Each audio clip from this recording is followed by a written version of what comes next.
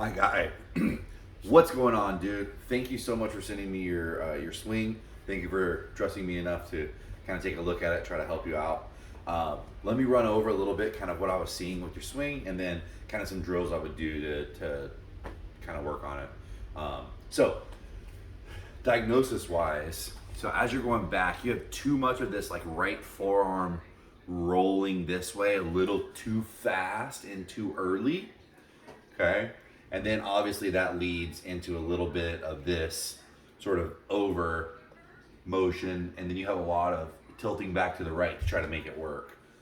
It doesn't, as far as, being able to swing more out on the ball. So really, as you're working, what I want you to feel going back is a lot more of sort of motoring with the rib cage. Okay.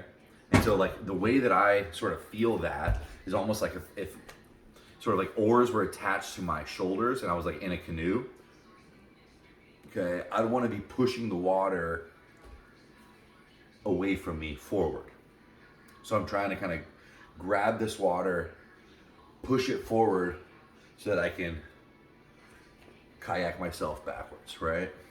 So when your arms are straight, that lead side works under, that right side works under.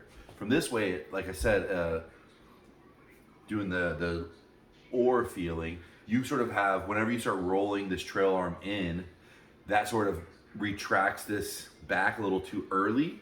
And then in transition, you sort of have a little bit of this over motion, okay? So what we want to do is feel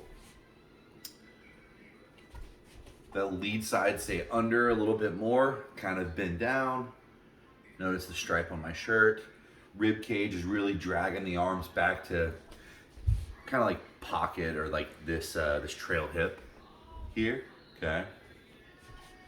And then we're gonna slowly start to work this arm up this way, okay? So I want it to go lots of rib cage, turn to here, and then just arms and wrists starting to work this thing back this way. And as it starts to go from the in front of your hands to behind your hands, and you start to feel the weight of the club coming this way, what we want to do is we want to start moving back toward the ball, okay?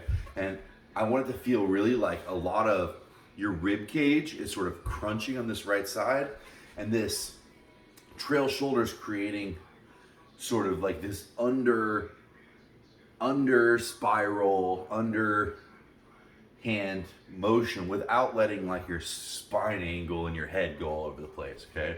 So if you'll notice, rib cage turning. Notice how high and sort of pulled forward the right shoulder is. Boom, boom, boom, boom, boom. And then now in transition, now this trail shoulder will start to retract and help the club and the hand path stay a little bit more inside. So you're sort of retracting and then rolling. I want to keep your trail shoulder forward, rib cage is turning, tilting, side bending. Okay, and then you're starting to drop the club head on the inside of your hands. Okay, and then back to the ball. So we work that sequence. So prayer drill, so you can feel the rib cage, shoulders really kind of pumping the club and the arms first. Okay, doing these sort of like small circle drills where you're almost backstroking, okay? So that you can start to create this sort of correct motion to help start to drop that club inside, okay? And then as you get better at it, we'll kind of start pitching it up, club starts to fall down, and then from there we can start to move the body away from the arms and the club as the club is dropping down in, and then start turning the chest open, boom, boom, boom, all the way through. But I would get the sequence of motions down first, and then start cleaning up after that. So prayer drills for the takeaway, some of the spiraling drills for the transition, and then just a little bit of attention to kind of where the club head is all the way through.